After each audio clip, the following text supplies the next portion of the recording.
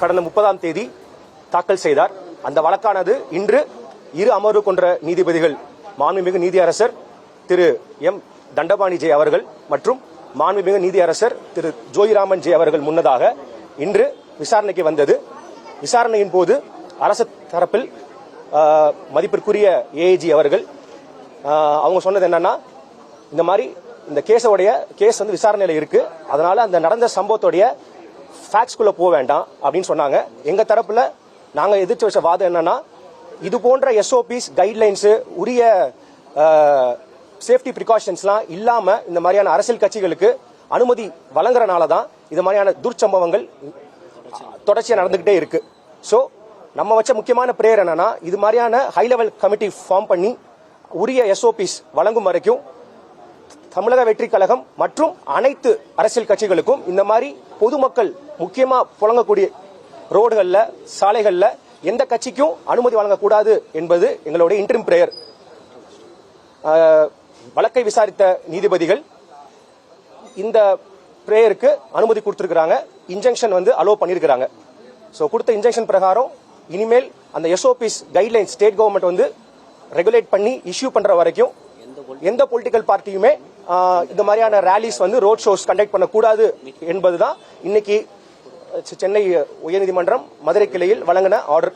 அதுபோக மெயின் பிரேயர்ல கூடிய சீக்கிரம் அரசாங்கம் வந்து ஹை லெவல் கமிட்டி ஃபார்ம் பண்ணி நம்ம தரப்புல வச்ச வாதம் என்னன்னா, ஏற்கனவே national institute for disaster management, national disaster management authority, தேசிய பேரிடர் மேலாண்மை இயக்கம், அதுபோக bureau for police research and development, இவங்க எல்லாருமே ஏற்கனவே ரிசர்ச் பண்ணி சயின்டிபிக்கா விஞ்ஞான ரீதியா இந்த மாதிரியான பொதுக்கூட்டங்கள்ல என்னென்ன விதிமுறைகள் கடைபிடிக்க வேண்டும் அப்படின்னு ஒரு எஸ்ஓபி கொடுத்திருக்காங்க. அதை வந்து லெட்டர் அண்ட் ஸ்பிரிட்ல இம்ப்ளிமெண்ட் பண்ணாலே இது மாதிரியான துர்ச்சம்பவங்கள் மேற்கொண்டு ஏற்படாம இருக்கும். இப்ப கர்நாடகாவில் பாத்தீங்கன்னா கடந்த ஜூன் மாசம் வந்து ஆர்சிபி உடைய விக்டரி பரேட்ல சின்னசாமி ஸ்டேடியத்தில் இதே மாதிரி ஒரு ஸ்டாம்பிட் ஆச்சு. அதுல 11 பேர் இறந்தாங்க.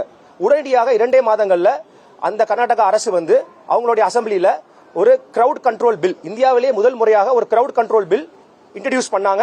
அது ஆகஸ்ட் 21ஆம் தேதி சட்டசபையில நிறைவேற்றப்பட்டது. அது மாதிரியே நம்ம தமிழ்நாடு கவர்மெண்ட்டும் அதை அடாப்ட் பண்ணி நம்மளும் அது மாதிரியான ஒரு வளர்ந்த மாநிலம் தான். மேற்கொண்டு இது மாதிரியான துர்ச்சம்பவங்கள் நடக்காம இருப்பதற்காக அது போன்ற ஒரு கிரவுட் மேனேஜ்மெண்ட் பில் நம்மளுடைய மாநிலத்தில் இருக்கும் பட்சத்தில் இது மாதிரியான அரசியல் நிகழ்வுகளில் முக்கியமாக ஏற்படக்கூடிய மரணங்களை இதுக்கு மேல இருக்காம தவிர்க்க முடியும். அது எங்களுடைய மெயின் பிரேயரா இருந்துச்சு. மாண்புமிகு நீதியரசர் முன்பாக நாங்கள் நிறுத்தி வைத்த வாதம் என்றால், கடந்த 2024ஆம் ஆண்டு முதல் ஜல்லிக்கட்டு இது மாதிரியான நிகழ்வுகளுக்கு பர்மிஷன் வாங்குறதுக்கு முன்னாடியே விழாவை ஆர்கனைஸ் பண்றவங்க குரூப் இன்சூரன்ஸ் ஸ்கீம் எடுத்துட்டு தான் பர்மிஷன் வாங்க முடியும். அது இருக்கும் பட்சத்தில் தான் உங்களுக்கு பர்மிஷன் வழங்கப்படும். மாண்புமிகு நீதியரசர்கள் உரிய நடவடிக்கை எடுக்குமாறு தமிழக அரசாங்கத்துக்கு கூடிய விரைவில் ஒரு ஹை லெவல் கமிட்டி ஃபார்ம் பண்ணி இந்த மாதிரியான எஸ்ஓபிஸ் வந்து இன்ட்ரோடியூஸ் பண்ணணும் அப்படின்றத அப்சர்வ் பண்ணிருக்காங்க. இதற்கிடையே தமிழக வெற்றி கழகம் உட்பட அனைத்து அரசியல் கட்சிகளுக்கும் இது மாதிரியான ரோட் ஷோஸ் நடத்தக்கூடாது அப்படின்றதுக்கான இடைக்கால உத்தரவையும் மாண்புமிகு நீதியரசர்கள் கொடுத்திருக்காங்க. சார், இப்போ ஏற்கனவே இந்த எஸ்ஓபியோட நீங்க கேட்ட கேஸ் வந்து சென்னை ஹைகோர்ட்ல இருக்கு சார், இருக்கு.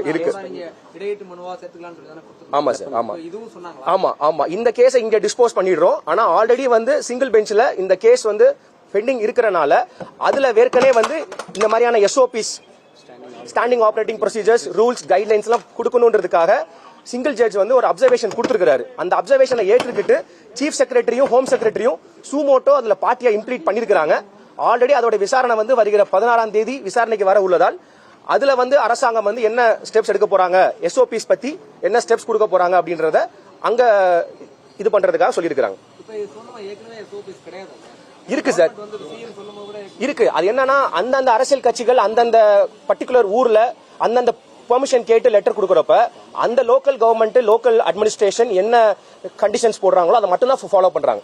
இது வந்து தமிழ்நாடு ஃபுல்லா ஒரே ஸ்டாண்டர்ட் ஆபரேட்டிங் ப்ரொசீஜர் இருக்கும் பட்சத்துல இது மாதிரியான அரசியல் துர்ச்சம்பவங்கள் நடக்காம இருக்கும். அங்க அரசியல் மாநாட்டில் போய் ஒருத்தவங்க வந்து இறந்து போறதுன்றது உண்மையிலேயே ஒரு மிக ஒரு கவலைக்கிடமான விஷயம் தானே.